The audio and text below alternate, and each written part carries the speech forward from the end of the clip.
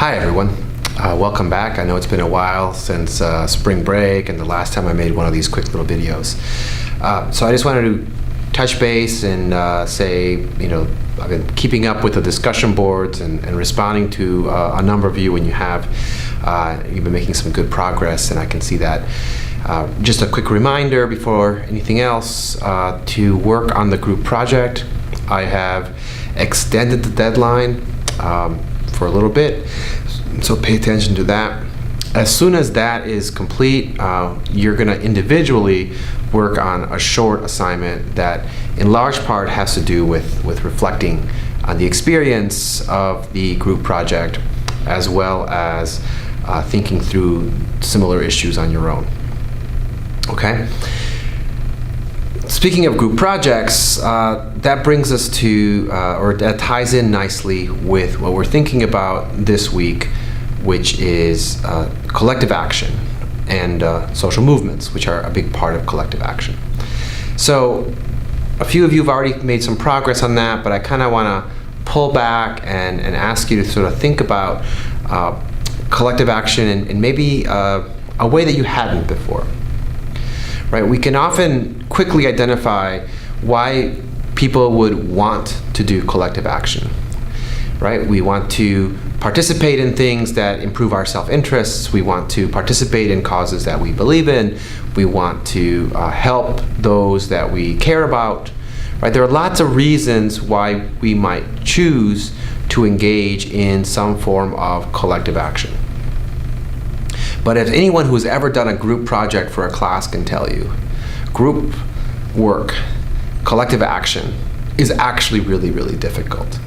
And so Manker Olson's book, The Logic of Collective Action, I've given you an excerpt to read from that, part of the introduction to the book, is actually trying to answer this question, which is, given what we understand about human nature, we should never seek collective action. And yet we do. So the issue for him is not why people contribute to these groups, but rather how do they overcome all the different reasons why they would not want to contribute.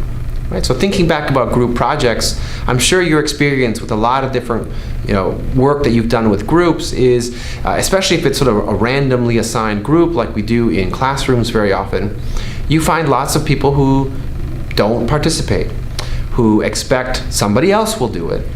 And in something related to a grade, somebody else will. Because somebody else, at least one person in the group, usually cares enough about their grade and has enough ability and time and resources to actually do the group project, and will sort of carry everyone else with them. Those people, Manker Olson and others, refer to as free riders. They are people who will sort of not do anything and let other people carry the burden. And Manker Olson says, from an economic standpoint, that's rational. Why should I contribute to a cause? When someone else does the work, I still get the benefit. So I'm going to wait until somebody else does it. Now, because of that, we end up not seeing collective action in a lot of areas. That's why potholes don't get filled in our neighborhoods. That's why trash piles up in public parks. All of that, unless we hire someone to do it through government action, right? So a few of you have pointed out that governments are essentially a form of collective action. And that means, of course, that governments have overcome what Manker Olson refers to as the collective action problem. And as you'll notice, he points out that this means offering either carrots or sticks. People join organizations not because it just benefits them generally, but because it benefits them specifically, right? People join the NRA, people join the AARP, people join organizations because in addition to believing in the cause or what have you, that $10 they send or that $50 they send periodically or once a month or whatever it is also gets them discounts at some sort of hotels and restaurants and other kinds of places. And so once that happens, that's how you overcome collective action. Right? Governments do this by punishing us if we don't follow the rules. If we don't pay our taxes, we go to jail. And so collective action is this really interesting question. So when you think about the videos and the readings, think about why we've had these movements occur. Social movements, the theory about social movements doesn't say that these things happen because there's a reason for them, right? It doesn't have, for example, the U.S. Civil Rights Movement, right? Why did African Americans and people who cared about African Americans, right, their allies among the white community and other communities, move, right, cause a lot of protests and marches and boycotts and all of these things in the 50s and early 60s? Was it because things were bad for African Americans? No, that's true. But they'd been bad for African Americans for decades. So in other words, the answer to how the civil rights movement can be explained and its successes has more to do with the resources and other mechanisms available to the civil rights leaders in the 1950s and 60s that had not been previously available in the 1930s, in the 1920s, in the 1890s, when Reconstruction came crashing down and in its place Jim Crow laws were erected.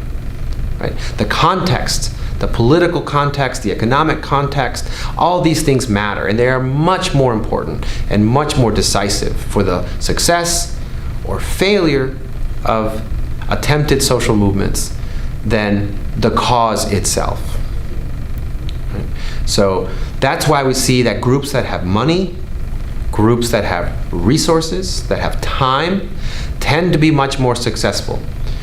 It's why one of the most powerful lobbying organizations in the United States is the AARP, right? The NRA, groups that have tremendous amounts of funding behind them.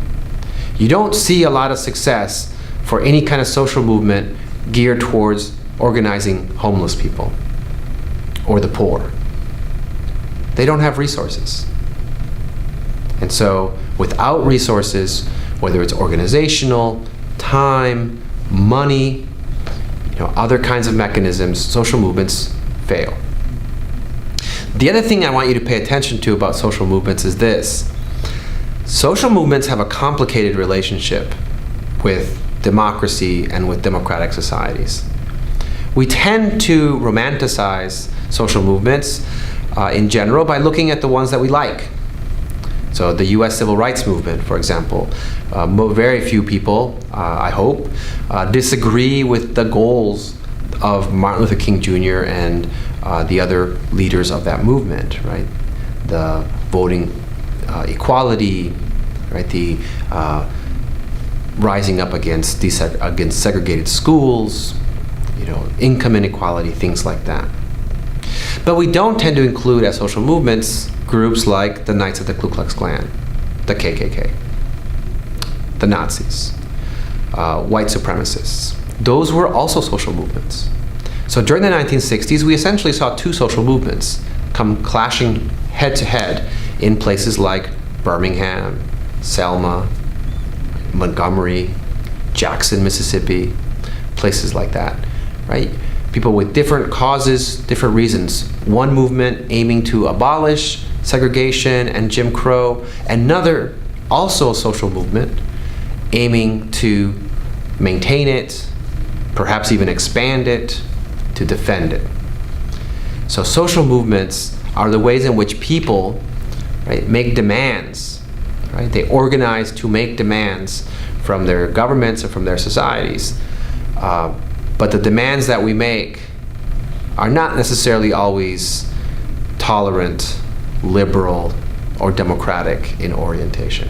And that's an important thing to remember as well. Okay? So as you think about social movements, think about that. And then we can add the third dimension, which is thinking about social media and the internet, which a few of you have already brought up. And think about, is that a tool? Does that help social movements? Right? The invention of television in the 1940s, but which really entered the homes in the 1950s, transformed the civil rights movement, because civil rights leaders were able to mobilize the images that people saw on the news, right, at places like Selma, right, Montgomery, Jackson, etc. Right, and that galvanized public opinion for what people thought of as a just cause. Does the internet allow us to do that? Or does it simply create a bunch of hashtag activism where we may constantly feel like we are active, right? We're liking things and we're sharing things with our friends, and we are writing hashtag Coney 2020 or whatever, but we're not actually doing anything. We're not actually contributing money. We're not actually contributing time. We're not actually doing the sort of grassroots organizational work that is required. Okay?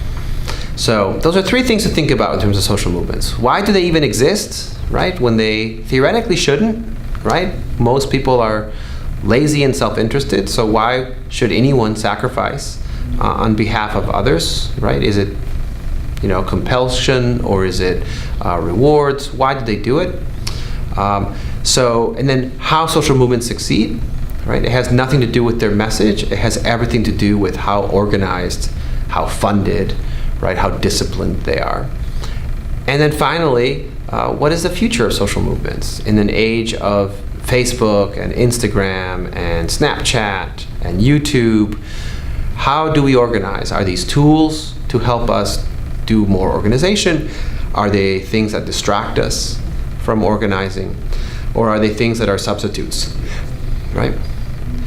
So I look forward always to your comments. You guys are making and saying some interesting things on Blackboard. Please keep that up.